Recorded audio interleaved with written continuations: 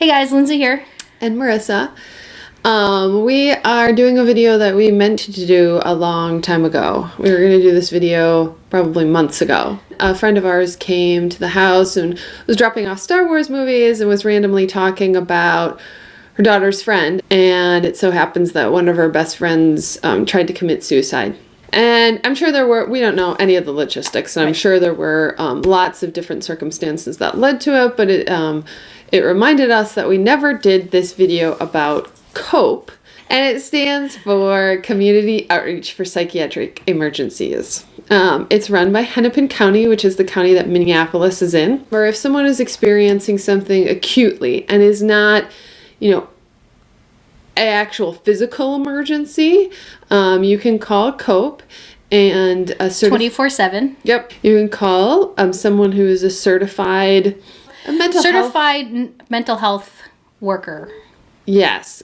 Will come out. They can do phone consultations, but they will come out to your home if you want them to and do An assessment. They decide what needs to happen next, and then they facilitate what happens next. So they will provide transportation, they will negotiate and call with any of the places in your area that may be able to have open beds for you at the time. It's for acute symptoms, but they don't come like immediately. I mean, it's like within like a couple hour window.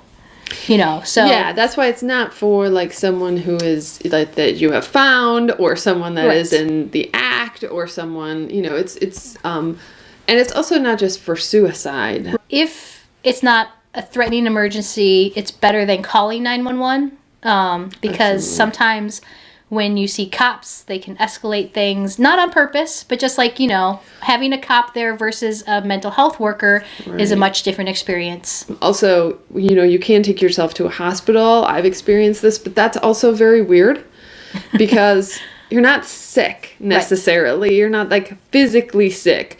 So sitting there waiting for, an on-call mental health worker to come while you're sitting in a hospital room is just, it can be strange and it can be off-putting, and it can really put the situation in a different context for you and your family instead of doing it and seeing it in a different light. Right. So like we said, this is for Hennepin County, but they might have other things in your area. You should take a look and see. We'll put the numbers below. Yeah, we'll leave the link for the website and the numbers and stuff all down below. There are also several other national hotlines specifically for suicide ideation. And so we'll put some of those numbers down. Right. It's something we've experienced. I've had a lot of experience with. It's very close to my heart. Most people are not prepared to deal with it. And what's really great is that if you are a safe person for someone or your children, it's good to have all of these resources at your disposal, because one thing everyone has to remember is you are not alone and you do not know all the answers.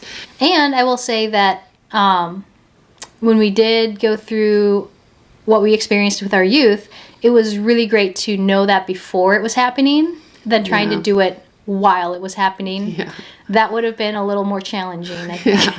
Yeah. So it was really great because we knew what to do, we knew what we could call, and everything went smoothly because of that, I think. That's also another really important part is your child or children that you know or work with may never have these issues, but it's always a lot better to have this in your back pocket than to be like, oh, shit. Oh, dear. It's like 911. I mean, like, hopefully you never have to call it ever. Yes. But you know how to do it if something happens. Too true. So, that is our video for today.